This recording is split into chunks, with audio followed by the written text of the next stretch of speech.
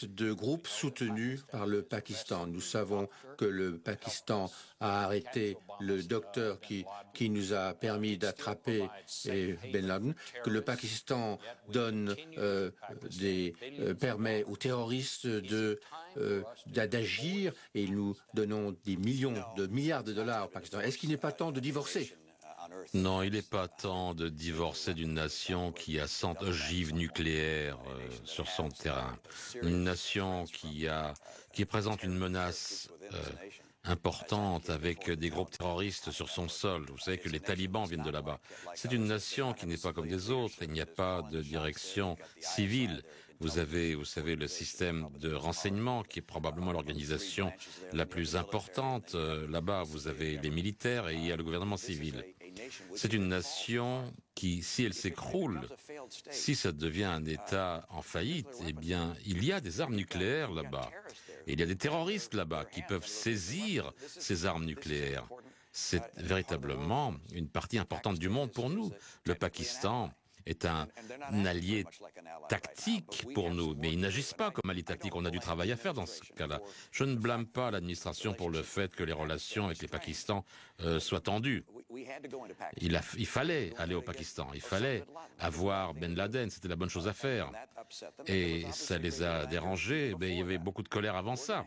Mais il faut travailler avec les gens du Pakistan, tenter de les faire passer vers quelque chose qui est plus positif que là où ils sont actuellement. C'est important pour eux, c'est important pour les armements nucléaires, c'est important pour l'Afghanistan, parce qu'au sein du Pakistan, il y a un énorme groupe de Pashtuns qui sont des talibans et qui vont se précipiter en Afghanistan quand nous partirons. C'est la raison pour laquelle les forces de sécurité afghanes ont tellement de travail à faire, être capables de lutter contre cela. Mais c'est important pour nous de reconnaître qu'on ne peut pas simplement sortir, abandonner le Pakistan.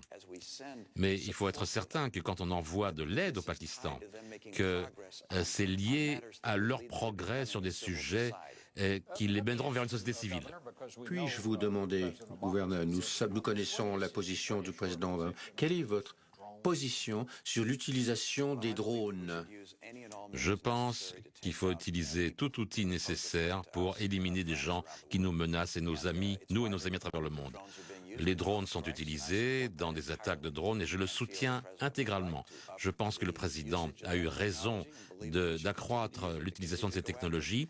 Il faut continuer pour pouvoir poursuivre les gens qui représentent une menace pour cette nation, notre nation et pour nos amis. Il faut savoir aussi, comme je dis précédemment, il faut aller au-delà de tuer les mauvais.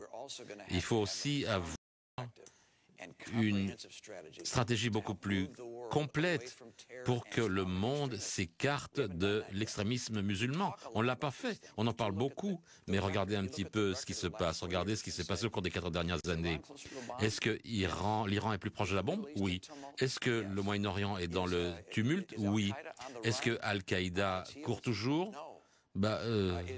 Est-ce qu'on les poursuit? Non. Est-ce que les Israéliens et Palestiniens sont plus proches d'un accord de paix? Non.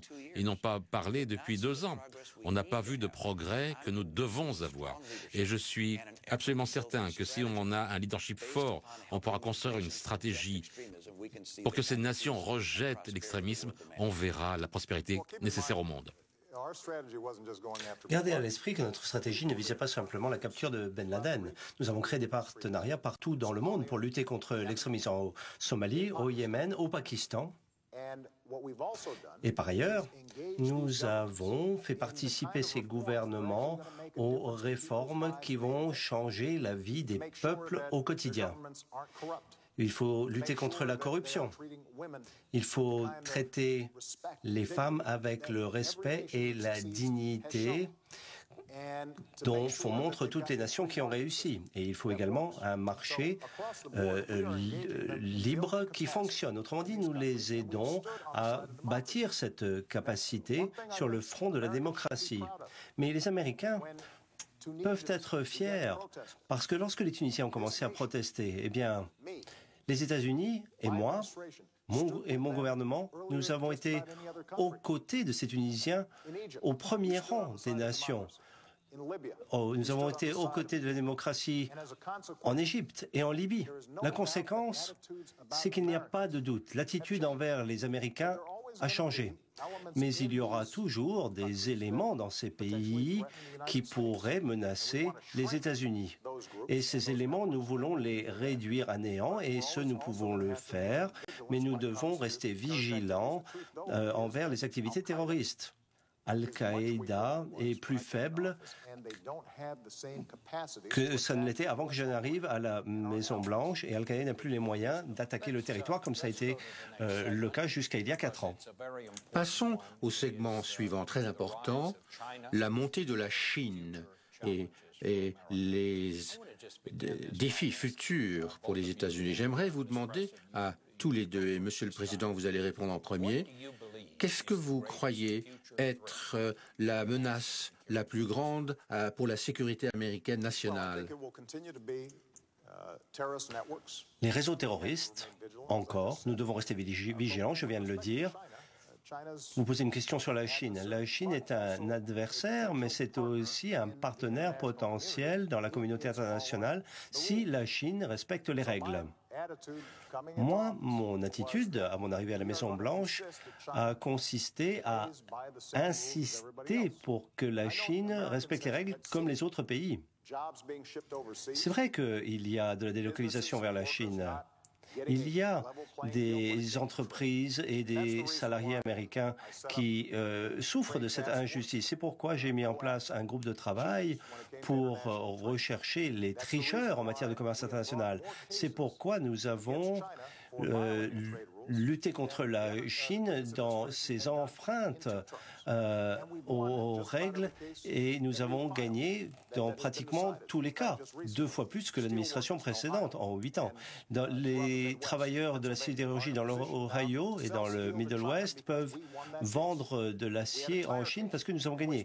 Dans le domaine des pneumatiques, ils nous inondaient de pneumatiques bon marché. Eh bien, on a mis fin à cela. La conséquence, c'est qu'on a préservé des emplois partout aux États-Unis. Le gouverneur Romney m'a critiqué parce que j'étais trop dur dans le domaine des pneus. Il a dit que ce ne serait pas bon pour les ouvriers américains et que ce serait protectionniste. Mais les ouvriers ne sont pas d'accord avec lui. Les ouvriers américains ont l'impression qu'enfin le gouvernement a pris les choses au sérieux. Et ce, à long terme, pour que nous soyons concurrentiels avec la Chine. Par ailleurs, nous devons nous assurer que nous veillons à nos intérêts ici. Si nous n'avons pas le meilleur système d'éducation au monde, si nous n'investissons pas dans la recherche, la technologie qui permet de créer des entreprises formidables ici aux États-Unis, eh bien, on perdra face aux concurrents. Et malheureusement, le budget du gouverneur Romney et ses propositions ne nous permettront pas de réaliser ces investissements. C'est pas le gouvernement qui fait la réussite des activités, c'est pas les investissements gouvernementaux qui font croître les entreprises et les gens. Je voudrais vous dire que la plus grande menace, c'est un Iran nucléaire. Parlons de la Chine. La Chine a un intérêt qui est semblable au nôtre, d'une certaine manière. Ils veulent un monde stable, ils ne veulent pas de guerre, ils ne veulent pas voir de protectionnisme, ils ne veulent pas voir un monde tomber dans le chaos, parce qu'ils doivent produire des choses et ils doivent véritablement donner du travail aux gens. Il y a 20 millions de personnes qui viennent chaque année dans les villes pour trouver du travail. Ils veulent que le monde soit libre et ouvert. Et nous pouvons être un partenaire, un associé avec la Chine. On n'a pas besoin d'être un adversaire. On peut travailler avec eux, on peut collaborer avec eux. Si on est responsable. Ils nous regardent, ils nous observent, ils disent « Ce serait une bonne idée d'être avec les Américains. Quelle serait notre force? Quelle serait la force de notre économie?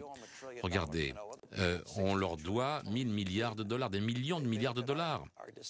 Ils regardent notre décision de réduire notre capacité militaire, 1000 milliards de dollars de coupes budgétaires. Eh bien, ça, véritablement, c'est vraiment catastrophique. Le secrétaire, le ministre de la Défense a dit que c'était catastrophique, ces coupes budgétaires. Nos engagements à travers le monde, et ils vont se demander est-ce que l'Amérique pourra être forte? Mais la réponse sera oui. Si moi je suis président, l'Amérique sera très forte. Il faut s'assurer aussi qu'on a des relations commerciales avec la Chine qui soient positives pour nous. j'ai regardé année après année comme des sociétés ont fermé et des gens ont perdu leur emploi parce que la Chine n'a pas joué selon les mêmes règles. Ils ont sous-évalué leur devise. Ils ont diminué les prix de leurs biens et de leur production. Et ça, ils ont fait du progrès, c'est vrai.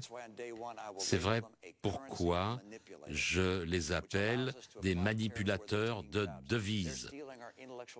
Ils volent notre propriété intellectuelle, nos brevets, notre technologie. Ils